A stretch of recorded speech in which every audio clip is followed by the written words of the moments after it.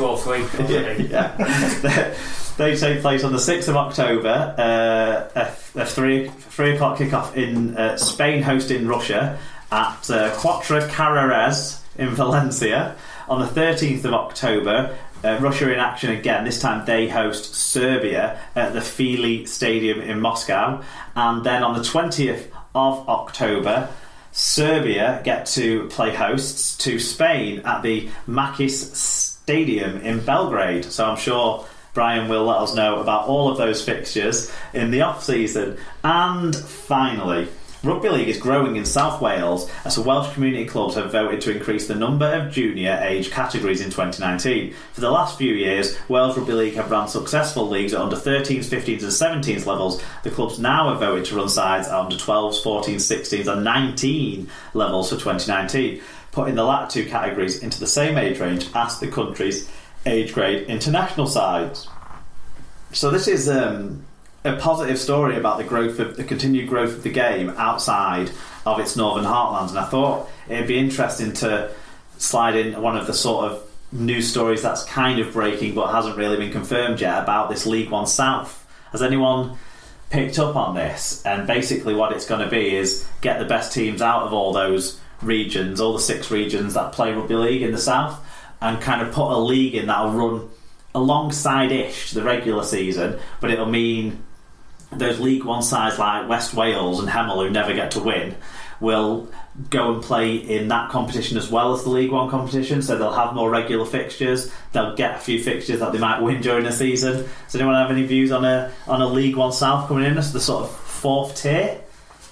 Well, it makes sense in terms of bringing those teams up potential level where they might become full League One members. I mean, obviously, one of the key issues with League One this year is more than any of the 2 leagues, is the disparity between the quality of teams from top to bottom has been far too wide. Yeah. Now, whether you improve Hemel and West Wales by playing at teams worse than themselves, I don't know. It's a tricky one, isn't it? In terms of how do you develop those sides to becoming more competitive and making them more like Coventry, for example. It seems like if they're going to be putting something in now for 2019, it's a little bit late in the day. But the fact that strategic conversations are going on is probably a positive. It's just, let's have those conversations before we jump anything into the league structure, especially if teams are going to potentially earn promotion or entry somehow into League One from that. It seems like you need to be a little bit more solid footing for that. Okay, that is the news from around the world of rugby league covered for you this week. We're now going to move on to the match reviews.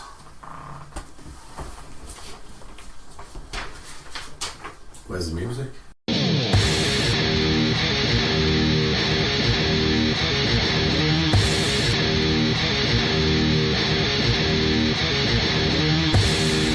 Super 8 match reviews, now sponsored by Rob's Toy Shop on eBay. We're in the engine room of Rob's Toy Shop on eBay today. Find a wide range of toys, gifts, rugby league birthday cards and more at Rob's Toy Shop on eBay. Visit stores.ebay.co.uk/Rob's Toy Shop. And on any orders over £5, you can earn 5% cash back. And also 1% of your order value will go into the SLP coffers by putting SLP discount at checkout. And if you want to give your full 5% to SLP too, you can do by messaging Rob's Toy Shop when you make your order. Rob, what is there on the site new this week? Oh, it's exciting times. It's all about Christmas and 2019. So there's around about 20 2019 diaries. There's anything Christmas related, you will find it there. If you're having trouble finding the shop, then if you just Google Rob's Toy Shop, it's #1 hit near enough. Or you go to superleaguepod.com, click on the blog post, it'll be listed. You could do that as well. Yeah. And if you'd want an extra discount, if you message me on Twitter, then I will sort you out like I sorted out Christmas. And I'll make sure Mark still gets a discount, but if it doesn't go through eBay, then I can give you an even cheaper price than the already cheap prices.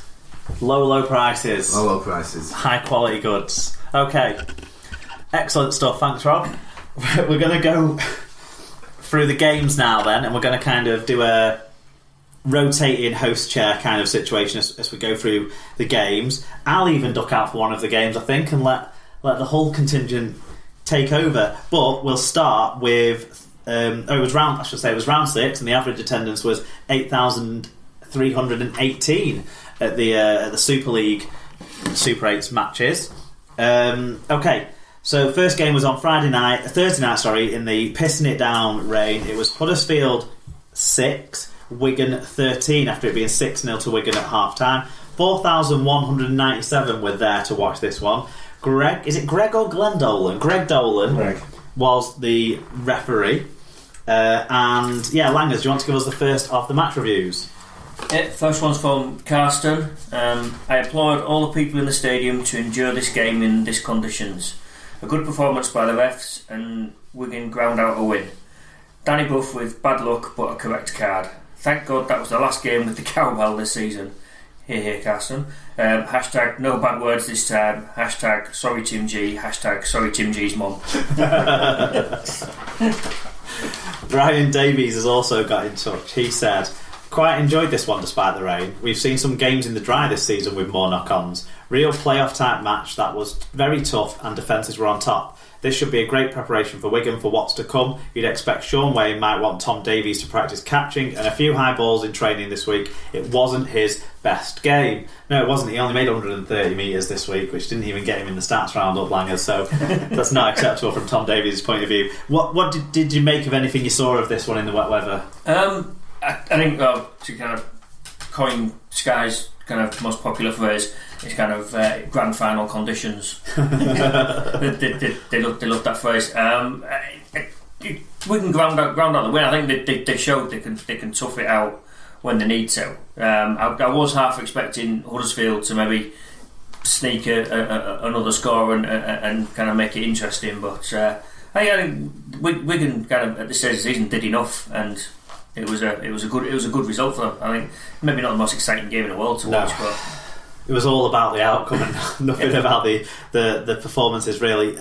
What did you make of the Danny Brough yellow card? Because obviously from a Wigan fan perspective I think it was more than justified, and I don't know why it took him 10 minutes to get off the pitch. We all needed to get home and get out of that weather, but fair call? Yeah, I think so. But I often think kind of Danny Bough's previous counts against him as well in kind of these situations. I think he's known for making stupid decisions on the pitch, both kind of physically and kind of with his mouth. So yeah.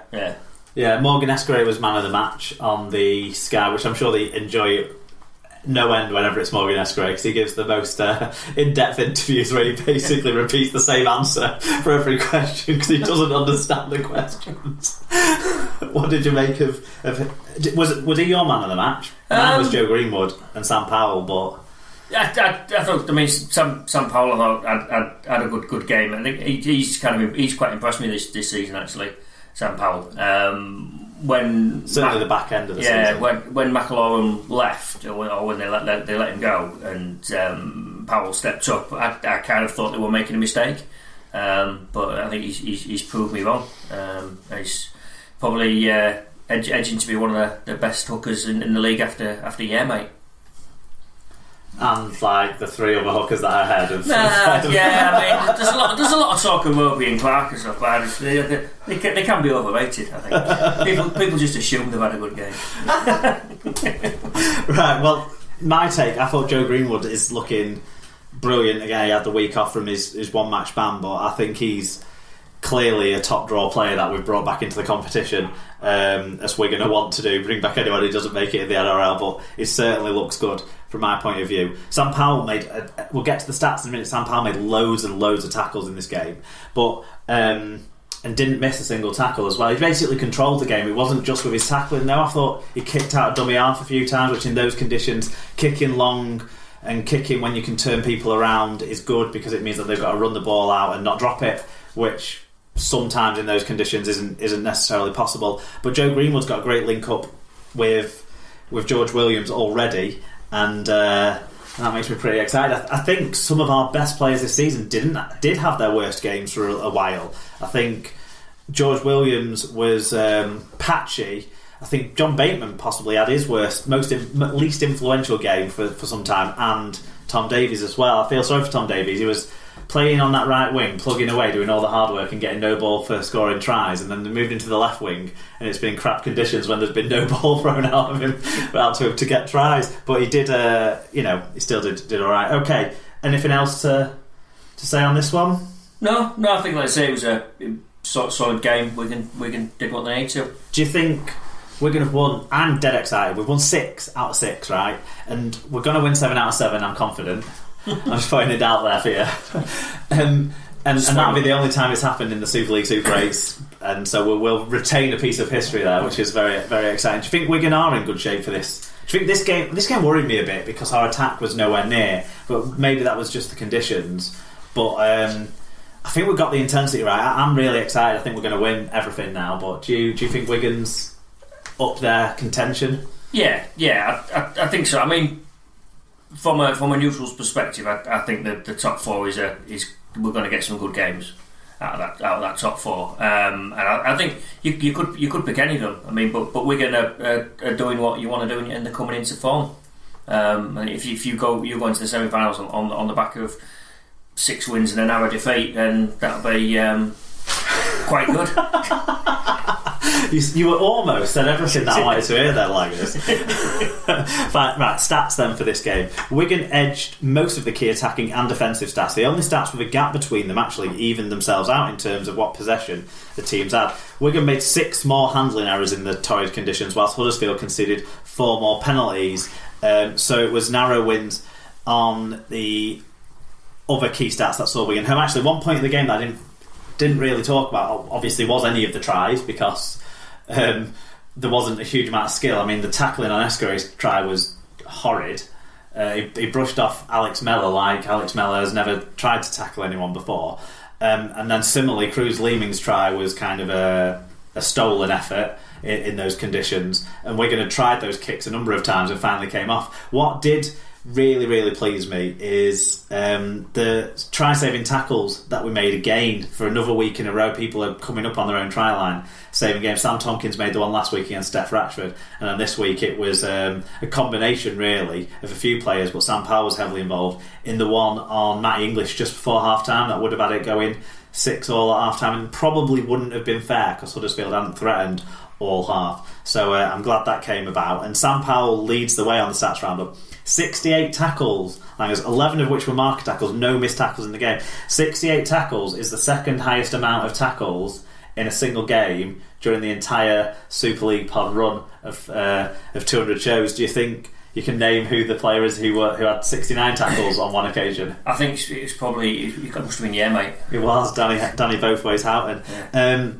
John Bateman 133 metres, Joe Greenwood 153 metres, Ryan Sutton 46 tackles, 13 of which marker tackles. Again, didn't miss any of those, so good control in the tackle from the Wigan side getting into this meaty end of the season. For the losing side, Paul Clough was the only one to make the stats roundup. Another solid outing from him, 148 metres.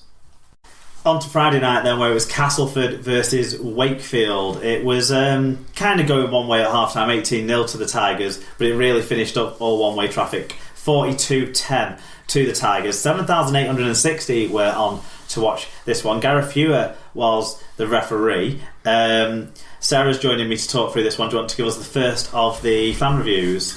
Yep, Karsten says, that was all Cass. Wakey tried to stay in the game, but Castleford were just too good. Greg Edens with a hat-trick was my standout player.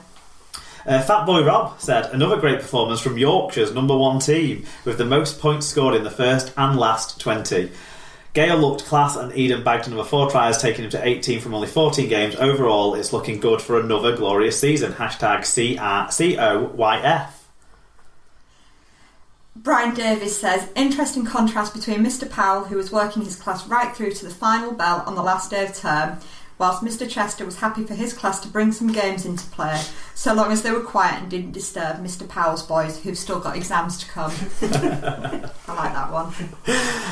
I know you didn't catch all of this game, but Greg Eden, in the sort of form he was in last year, so this is about the right time of the season for him to put his shoulder out or something, do we think? I do hope so. I And by not watching all of it, you actually mean I didn't watch any of it, I have to say. But you do have an opinion